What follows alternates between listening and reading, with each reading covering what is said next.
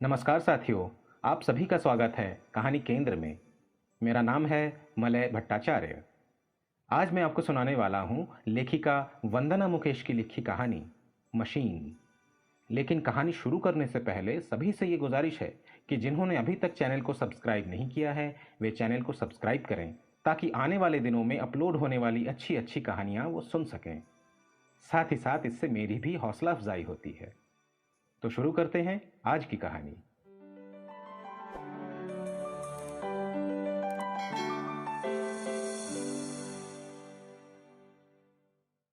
शाम के 7 बज चुके हैं। तुम्हें घर आए लगभग 3 घंटे से भी अधिक समय हो चुका है। हमारे बीच कोई विशेष संवाद नहीं हुआ। वैसे जो संवाद हुए वे ना भी हुए होते तो हम दोनों में से किसी की दिनचर्या में शायद ही कोई फर्क पड़ता।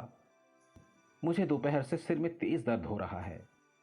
तुम्हारे आने पर मैं रोज की तरह दरवाज़ा खोल देती हूँ और चाय का पानी भी रोज की तरह आते ही चढ़ा देती हूँ। तुम कपड़े बदल कर आते हो तब तक रोज की तरह चाय और रिच टी बिस्किट मेज पर रख दिए जाते हैं। मैं रोज की तरह जरूरत न होते हुए भी पूछती हूँ, चीनी कितनी लोगे? 1 चम्मच। तुम्हारी आंखों में एक अजीब सा भाव उतर आता है। मुझे पल भर को लगता है कि शायद अब तुम कुछ बोलोगे, लेकिन नहीं, कहा कुछ नहीं तुमने। चुपचाप चाय का कप हाथ में ले लिया। कभी कभी मुझे लगता है कि तुम्हें न बोलने का जबरदस्त रियाज है। चाय पीकर तुम बगीचे में पानी देने चले जाते हो और मैं खाना पकाने लगती हूँ। अपने अपने कामों में लग जाते हैं रोज की तरह। सोचती हूँ कि यदि हमारे अपने अपने काम ना होते तो हम दोनों ये समय कैसे बिताते। रोटियां बनाते बनाते खिड़की से बाहर देखती हूँ तो ऊंचे ऊंचे वृक्ष दिखाई देते हैं। नाम नहीं जानती, अजनबी से हैं। वैसे नाम जानने से अजनबीपन कम थोड़े ही हो जाता है। हरियाली देखकर मन मुस्कुराने ही वाला था कि देखती हूँ कि वे वृक्ष हिल रहे हैं। लहरा नहीं रहे, मुस्कुरा नहीं रहे, इतरा भी नहीं रहे, सिर्फ हिल रहे हैं। पत्ते और शाखें ऐसे हिल रहे हैं मानो जबरदस्ती की जा रही हो। हवा का आतंक हो या कोई रस्म या एटिकेट हो कि हवा चल रही है तो उन्हें हिलना ही चाहिए, बिल्कुल पड़ोस की मिसेस स्मिथ की तरह। दिन में 4 बार भी दिखें तो वही रटा रटाया रस्मी जुमला, आर यू ऑल राइट? कैसे? कभी कभी मुझे एक क्षणिक अनुभूति होती है स्वयं के भगवान होने की। मुझे हम दोनों के बारे में सब कुछ पता होता है। अगले पल हम क्या करेंगे, कैसे करेंगे, कौन क्या कहेगा, आदि आदि। और ये बात मैं भृगु संहिता के लेखों की भांति बता सकती हूँ। थोड़ी ही देर में कुछ गिने चुने घिसे पिटे और रटे हुए संवादों का आदान प्रदान होगा। जैसे, खाना लगा दूं? सब्जी ठीक है क्या? एक रोटी और ले लो। इन प्रश्नों के उत्तर में मुझे सुनने की ऐसी आदत हो गई है कि किसी और तरह का उत्तर शायद अब मेरा दिमाग रजिस्टर ही नहीं करेगा। आदत। हाँ, तो टेबल पर बैठकर चुपचाप खाना खाया जाएगा। खाना खाना आवश्यक है, जीने के लिए ज़रूरी है। जीने के लिए सांस लेना भी ज़रूरी है। और खाना खाते में एक विशेष ढंग से बर्तनों की आवाज़ आना भी ज़रूरी है। और खाना खाने के बाद बर्तन साफ करना भी उतना ही ज़रूरी है ताकि अगली सुबह कुछ तो सुहाना लगे, चाहे वो किचन का सिंक ही क्यों ना हो।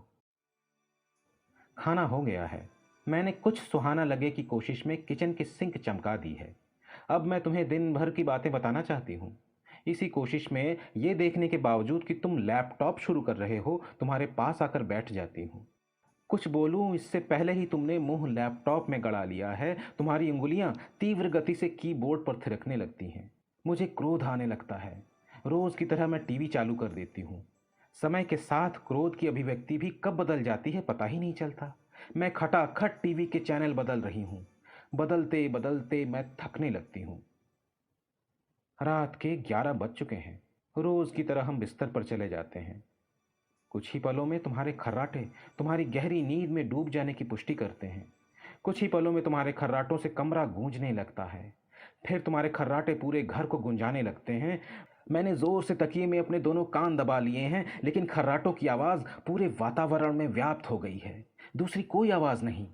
मैं चादर और तकिए में दफन होना चाहती हूँ, लेकिन ये आवाज़ मेरे दिमाग की नसें फटने लगती हैं। मैंने कसकर आंखें बंद कर ली हैं, मानो मैं अपने कानों से नहीं आंखों से सुनती हूँ। मेरा सारा शरीर खर्राटों के शोर से अकड़ने लगता है, ऐंठने लगता है।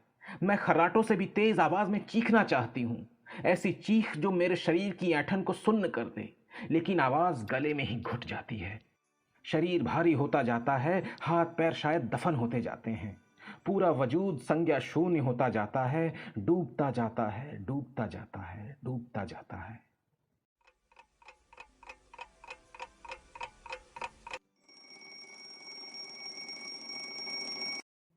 एक और सुबह रोज की तरह। 6 बज गए हैं। उठना ही पड़ेगा रोज की तरह।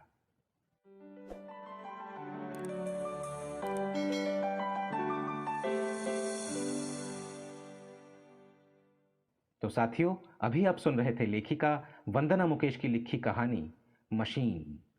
ये कहानी आपको कैसी लगी मुझे कमेंट सेक्शन में बताइएगा। अच्छी लगने पर इसे लाइक और अपने जानने वालों में शेयर करिएगा ताकि दूसरे भी इसका आनंद उठा सकें। और नई कहानियों को समय पर सुनने के लिए बेल आइकन को प्रेस करके ऑल पर सेट कर दीजिए। आप सभी का हृदय से धन्यवाद।